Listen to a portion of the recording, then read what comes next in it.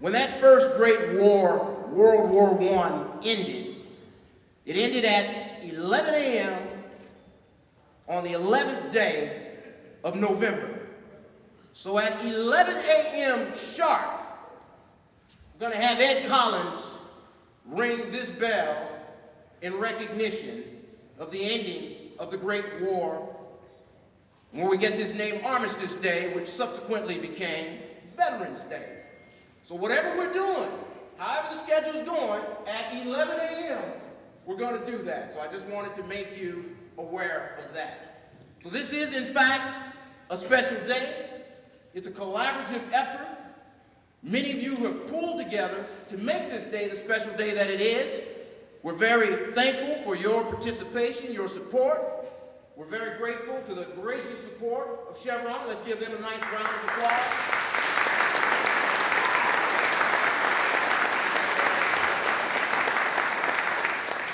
City of Richmond, the use of the Riggers Loft.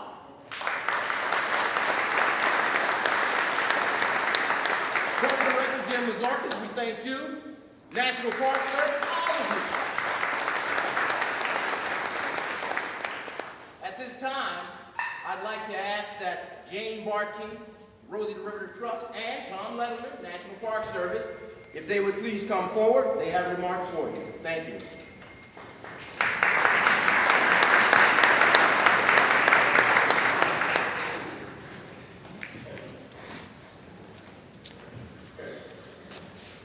I read them right, I get 10 minutes, not 2 minutes, okay? Okay, I do want to recognize my board members that are here, and Diane Hitler, our Vice President, would you please stand? And my Executive Board Director, Marsha, where are you? Mather Smith. I want to say that I think it's very fitting that we are here today on Veterans Day, because every man or woman who were in World War II armed forces, there were seven people behind them on the home front that provided support for them so they could do their jobs. Remember, we are Rosie the Riveter Home Front National Historic Park. We are not all Rosies, by the way. Most people that worked during World War II, maybe they worked in mines providing coal, oil, or they taught school, or they raised victory gardens. Some made helmets for the people, some built airplanes, some collected tin and metals. The list can go on and on and on for what people did on the home front during World War II. Every man, woman, or child who was at home worked on the home front. Some of you may remember you couldn't get toothpaste unless you took in your can to get trade in. Or you had to always have little coupons to get meat or sugar. So we all provided supplies, and behind were the seven people that supported the person in the armed forces.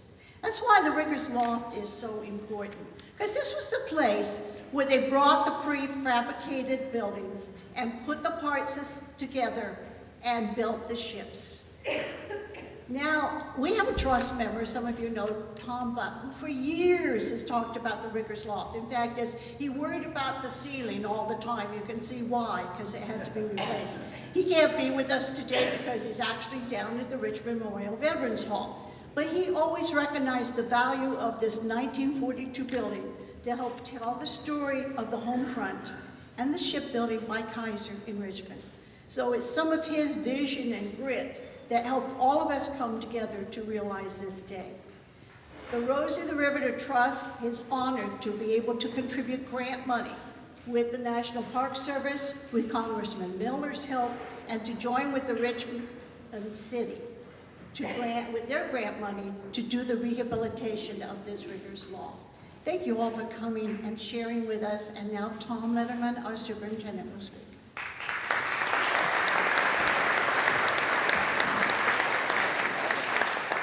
Thanks, Shane. It really is a great day today. You know, 10 years ago, there weren't very many buildings around the city of Richmond where you could really go and see anything restored as part of the park. There was an idea of what the park would be like.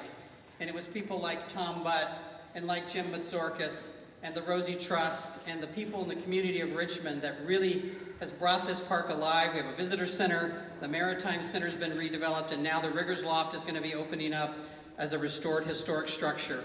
And again, I think Jane highlighted the contributions of people on the home front supporting all the veterans that were over fighting the war. And I think it was an effort by everyone in this country to come together. And I think this park helps to celebrate not just the people who were fighting the war, but also the people who were staying home and supporting their efforts overseas.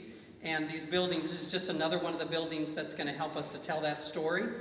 And if it wasn't for the City of Richmond and the port here, the rehabilitation of the Riggers Loft wouldn't have been possible. So I'd like to invite Jim Matzorkas up, Port Director, to say a few words. And then we're going to do a ribbon cutting.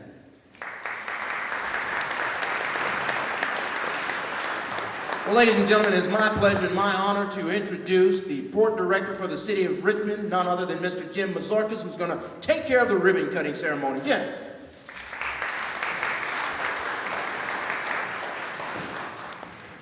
Thank you. Thanks for inviting me, and welcome everybody to the Port of Richmond. Just a few words. The port over the last decade has revitalized much of the area of this shipyard number 3, historic shipyard. We did more than $40 million of rehabilitation to the automobile facilities, which included upgrading a number of the historic buildings along with reinforcing the berthing facilities, etc. We collaborated with TRAC to create public access down here to the Red Oak Victory and the historic Rosie the River buildings by extending the Bay Trail all the way to this location. And there's now a new section of the Bay Trail being constructed that will connect Sea Cliff and Brickyard Cove to this loop trail that you drove around. That's all great news. Obviously today we're celebrating the revitalization of this Riggers Loft, but we also are in the final stages of negotiating a business deal with a master tenant who's going to also do the revitalization of the general warehouse next door. And we're talking to another group that's going to do the same at the cafeteria building that you passed on your way in. So it's part of our overall plan to not only turn this port into a modern functional port as that $40 million of investment represents, but also to restore and reutilize the historic buildings so that we can bring the past and the present and the future together here at the port. So I'd like to quickly acknowledge a few people that are going to help me do the ribbon cutting for the opening of the reopening of the Riggers Loft, and that is our Contra Costa County Board of Supervisor John Joya and Richmond City Council member J.L. Myrick and John Z. from the Richmond Museum Association. Again, happy Veterans Day to everybody, and thanks for coming.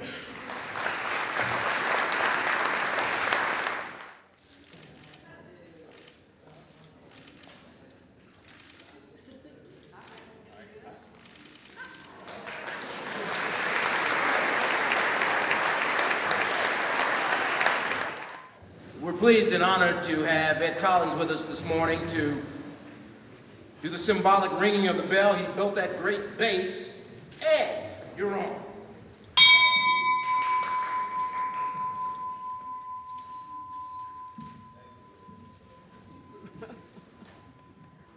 I have traveled sea and mountain, distant pathways I did roam. Now it's time, my friend, for journey's end. I am coming home, for my wandering now has ended. So goodbye, farewell, shalom. For at last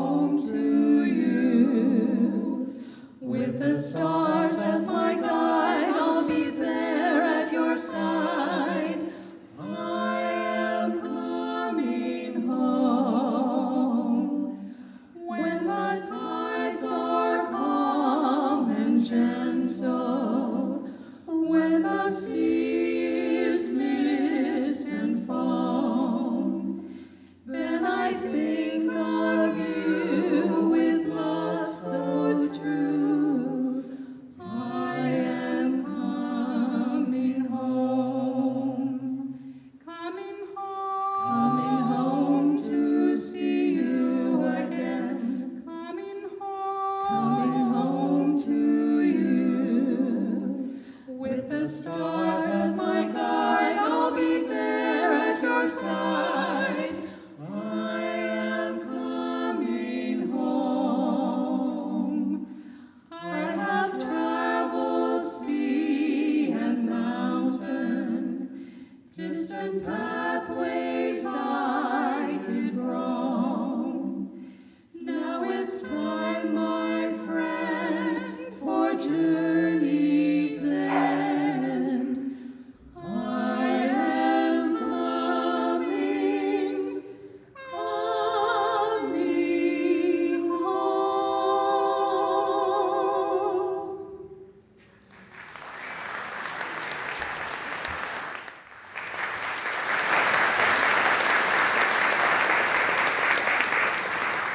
It's a beautiful setting. We're by the water. I feel lucky to be here to witness the dedication of this historic building and honor the veterans among us. I had a good neighbor that lived across the street from me when I was raising my children, and he was a radio man on a battleship in World War II, served in the Pacific. And he would tell great stories to my boys. And I remember him talking about a particular battle that they were in, and he talked about, he could tell about the proximity of the battle to the ship by what guns were firing. He said, I knew the battle was far away when I heard the big guns. And as the battle got closer to the ship and the medium arms started to fire, he could tell the battle had gotten closer to the ship. And he said finally he could hear small arms fire on the deck. I knew that the battle was very close and they could feel the concussions on the ship. My one son said, well, Goran, what did you do? And he said, I was a radio man. I stayed at my post. And I think that's what you get with this great generation, people who throughout their lives have stayed at their post. They have worked for good things like this, and as I look at the elements that are emerging on Richmond's waterfront, I think we can see a rebirth of something great here. It reminds us this great rigger's loft, the beautiful ship that we're surrounded by the Kaiser shipyards, and the Craneway Pavilion. It's been reborn. It's thriving. I saw all the myriad fleet of cars that were parked out there and envisioned them coming on ships into this great harbor. The renewed shoreline and these landmarks around us are reminders of a past industrial collaboration here in Richmond. And it's great to be part of that history. Chevron's committed to California, and Richmond particularly is a place that's held dear in Chevron's heart. We've been in California for 135 years, and the refinery recently celebrated 110 years of operation. And we're looking forward to another century of innovation and partnership with our neighbors here in Richmond. We believe we played a vital role in driving economic growth here in Richmond. And I think back to the early days when our contribution probably could have been measured in hundreds or thousands of dollars. In the recent 4 years, we've spent nearly $500 million in this community, trying to help grow the local economy, trying to help train workers, educate students to meet the challenges of tomorrow, and to support small businesses throughout our community, to engage and to help local businesses thrive. But I think as we look to the future, it's always important not to forget our past and the great history that surrounds us here. There are important lessons to be learned about how we got here today. That's why today is such an important celebration, and we're fortunate to have with us Chevron's historian, John Harper. He even tells me that some of his stories are true. He's going to talk about Richmond's significant role in wartime history, including the addition of women to the workforce. Would you please join me in welcoming Chevron's historian, John Harper.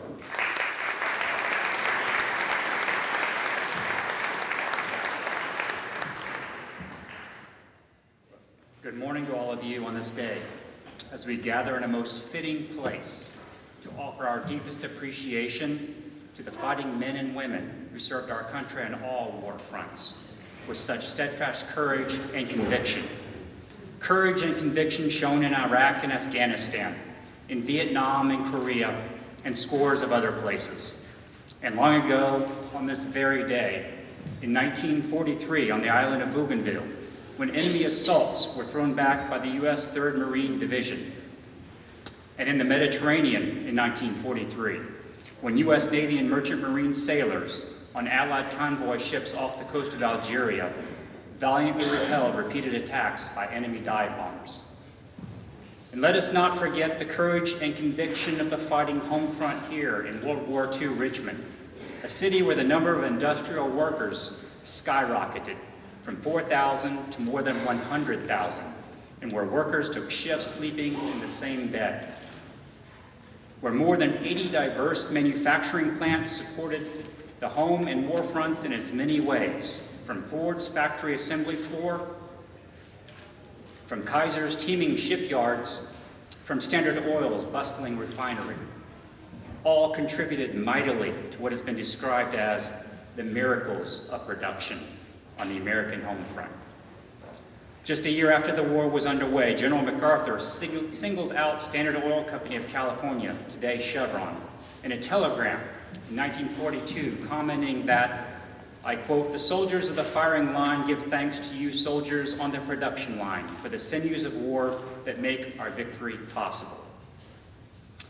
End quote. And it is fitting to note that at the Richmond refinery, our soldiers on the firing line already included hundreds of women, and their numbers and responsibilities grew as the war progressed. Women like Dorothy Shepard, a former circus performer, who became the refinery's first woman to serve as a laboratory inspector.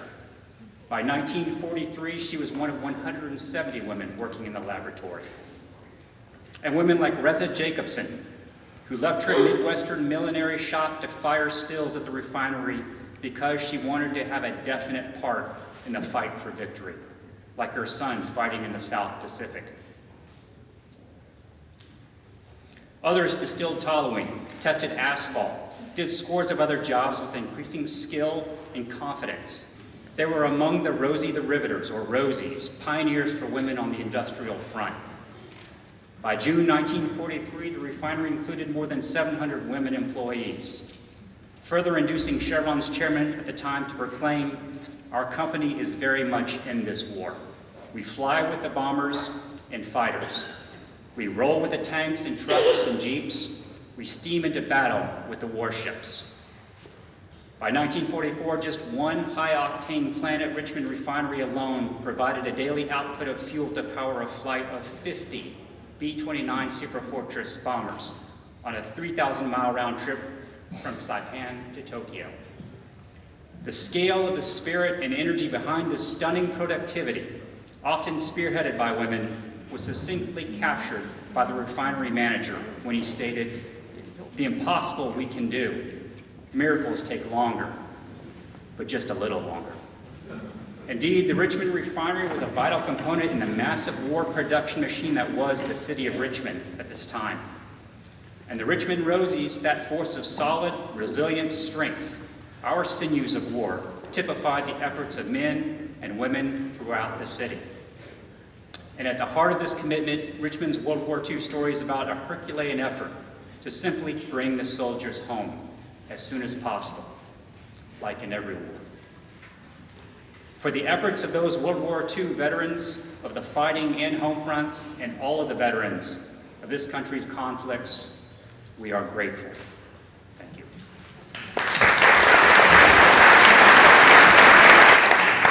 At this time, I would like to ask our County Supervisor, John Joya, to come forward. He has a presentation from Congressmember George Miller's office. John.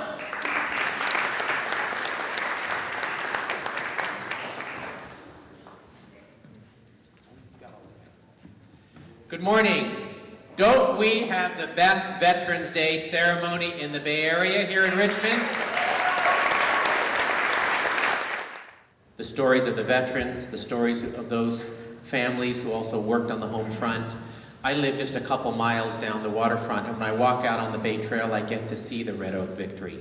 And it reminds me so much of the great history of this city, the great history really of the people of this city. And I'm really proud to be part of that, to be here, and to see those who really were part of that. So it's great to have that today. And it's great that this has become a national park, because it's not just Richmond's story, right? It's a national story, and we're just helping tell it. We're helping tell all that happened, the good, the bad, the ugly, of what happened during World War II here on the home front. And all the hard work of those on the Rosie Trust, those who got at the City of Richmond, who worked to get this Riggers Loft dedicated, all deserve recognition. And so they have fought to preserve the history of our city. So with that, I want to read a letter from George Miller, Congressman Miller. This park and this history would not have been preserved without his strong leadership in the U.S. Congress to carry the bill that set up the national park and that recognized this story. And some of you may remember how he explained really what won over the U.S. Congress. It wasn't the members of Congress, it was the women who worked in the shipyards who showed up at congressional hearings talking about their experiences, and they had every single member of that committee, Democrat and Republican, in tears at the end of their testimony, and that's what helped develop the momentum to establish the national park. So the women themselves told that story before a congressional panel. So the letter from our member of Congress, George Miller. Dear friends, at the 11th hour of the 11th day of the 11th month of 1918, the guns fell silent and World War I came to an end. From that moment in history to this place and time, we gather each year to acknowledge the tremendous sacrifices of our military veterans and their families. Throughout our nation's history, men and women in uniform have served our nation both in conflict and in peacetime with unwavering courage. Our message to each one of the millions of veterans must be clear. Just as you supported each of us through your military service, it is our duty to support you in your journey back home. President Kennedy once said, as we express our gratitude, we must never forget that the highest appreciation is not to utter words, but to live by them.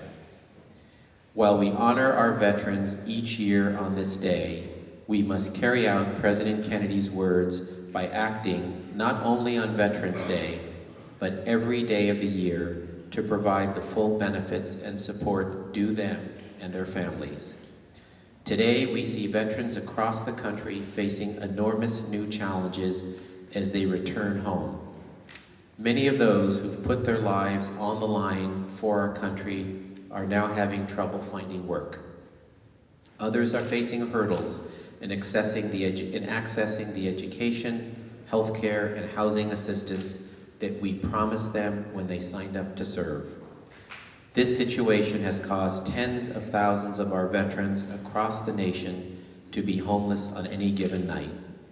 We must do everything in our power to deliver in a timely manner the assistance that they desperately need and deserve. There truly is no single honor, tribute, or set of words that can adequately convey to you, our veterans, the debt we owe. But as a grateful nation, we stand with you and thank you for everything that you and your families have done for us. You can rest assured that America is deeply honored to call you its sons and daughters. Sincerely, George Miller, Member of Congress, 11th District.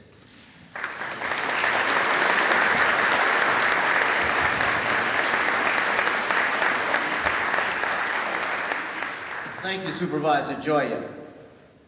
At this time, I would ask that the Chief Engineer of the Red Oak Victory Ship, Chief Greg Blasquez. It's all right. That mic wanted to be with me. It wanted to be in my hand.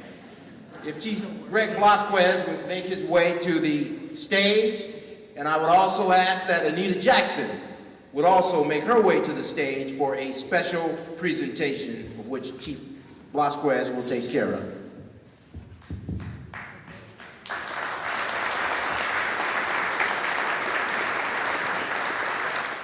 But I'm up here to tell you about Bill a little bit of history about Bill. And well, Bill, he passed away last year in October, and he had one heck of a sailing career. He started sailing in 1935 at the age of 16. He boarded his first ship and sailed into a 60-plus year career. He started in the steward department as a dishwasher, and at that time, people of color were only allowed to sail in the steward department. And Bill wanted to sail in the engine department. His goal was to become an engineer.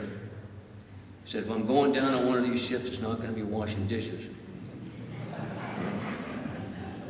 did it. So he went to the East Coast and joined the National Maritime Union, which is a more diverse union. He got a wiper job. That's like an engine room janitor in the engine room. Start from the bottom. And then he worked his way up to fireman and oiler. And you know, this was still in the war years. And he had 2 ships shot out from underneath him. The first time he was in the water for 2 days in a life jacket. By the way, he was in 2 life jackets because he couldn't swim. And he got banged up a little bit, so the guys put an extra life jacket on him. He floated around out there for 2 days, I think with a couple other guys till they got picked up.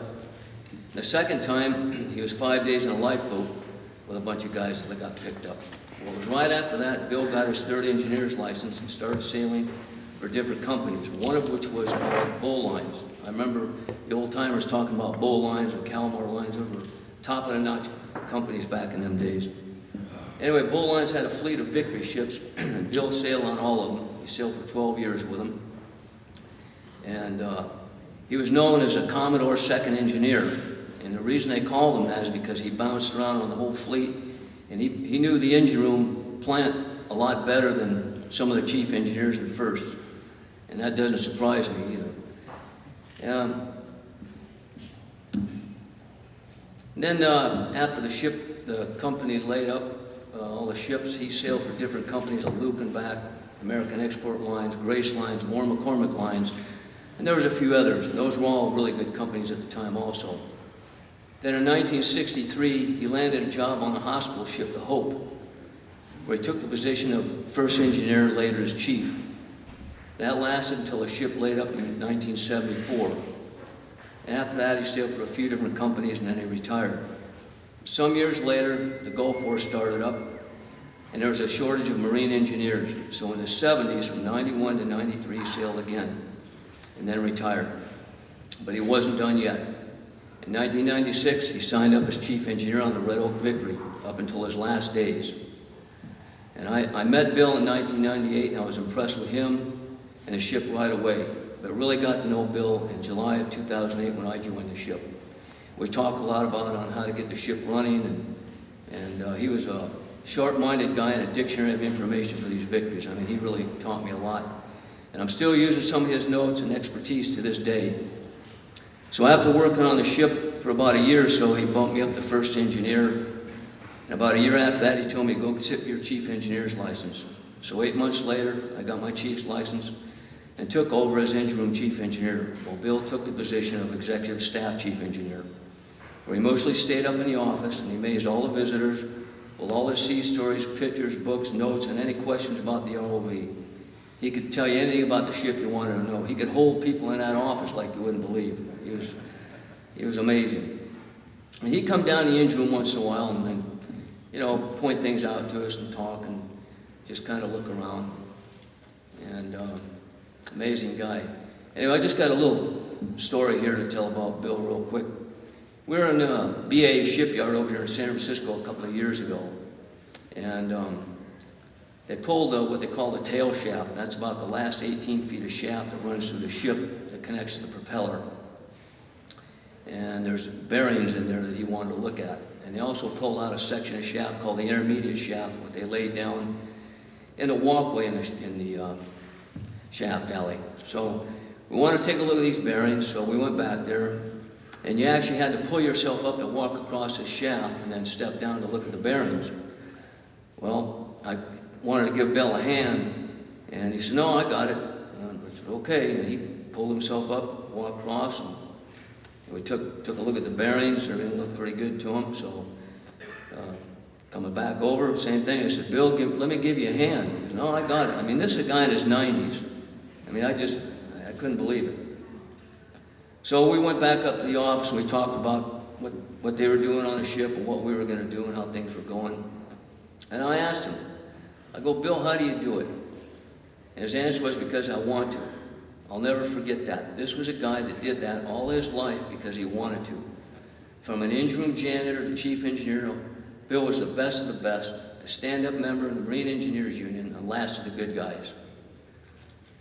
Bill, we're going to get your ship going. You can count on it.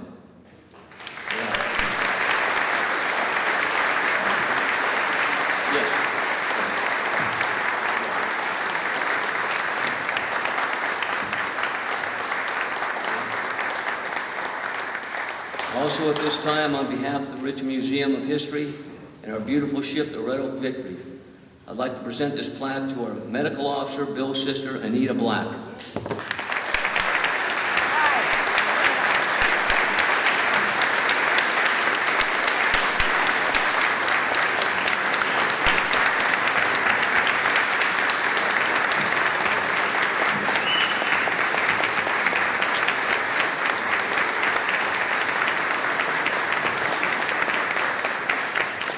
I'd like to read this plaque to you.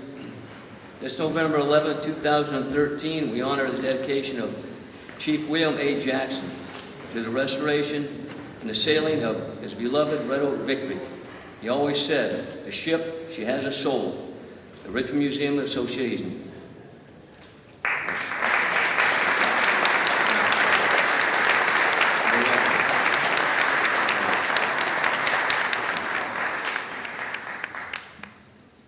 In a few moments, we will be changing the venue, shifting over to the ship for the wreath ceremony. But first, I'd like to take this opportunity to introduce you to our participants and volunteers who are participating in the ceremony today. Lou Bird, Navy Aviation Ordnance, 2nd class, joined 1943, discharged 1946, served in the Pacific as a turret gunner and torpedo bomber. Give him a round of applause.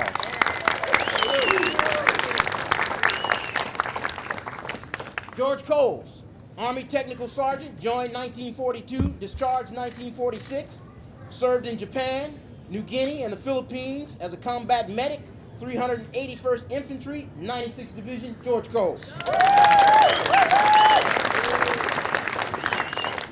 Elizabeth D. Davison, Navy Yeoman 3rd class, joined 1978, discharged 1982, 2 years in the reserve, worked in Staff Judge's Advocate's Office. Steve. Orlo Mellon, Marine Reserves, Sergeant, joined 1948 through 1956, served in Korea, also a merchant mariner, 1944 to 1946. Ladies and gentlemen, at this time I'm going to ask that you move down. We're going to provide you with this wreath. When you get on that side, we're going to ask our bugler to play taps. So if you would,